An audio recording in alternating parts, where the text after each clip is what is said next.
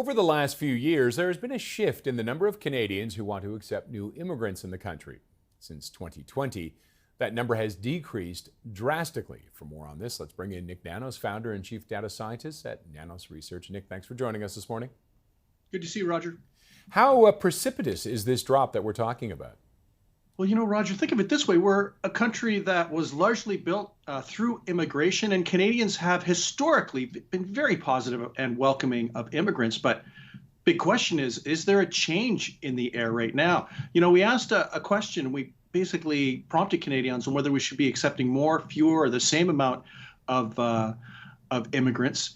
And what you see, at least since 2020, is a significant increase in the proportion of Canadians that believe that we should be accepting fewer immigrants. That's increased from 40% to 53%. So now, Roger, to put that into context, a majority of Canadians right now believe that we should be accepting fewer immigrants. And, only 8% think that we should be accepting more. And that's a big change in the last 3 years.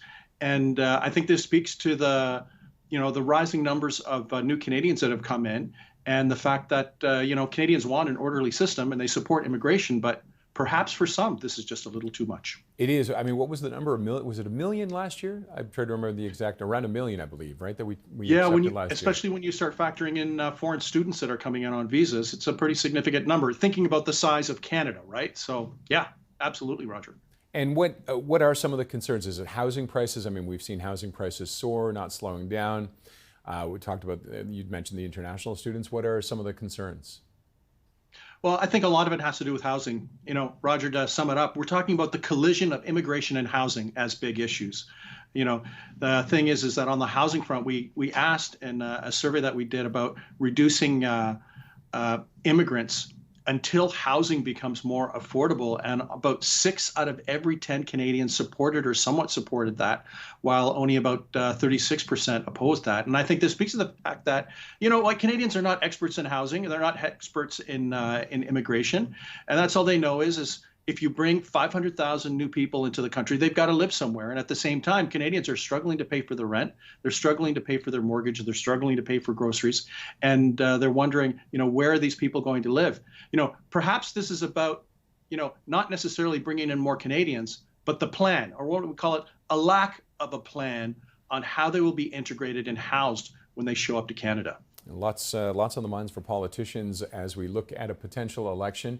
And another poll that just came out, the Conservatives look to be holding on to the lead, even growing it a little bit. Yeah, absolutely. What we're seeing in the Nanos tracking is about a 6-point advantage for the Conservatives over the Liberals. And Roger, that is a magic number for the Conservatives because under Stephen Harper, they won a few elections with a 6-point advantage. It's going to be interesting to see whether they can hold on to this. But for the Liberals, they've been trailing the Conservatives for a number of weeks, for months almost.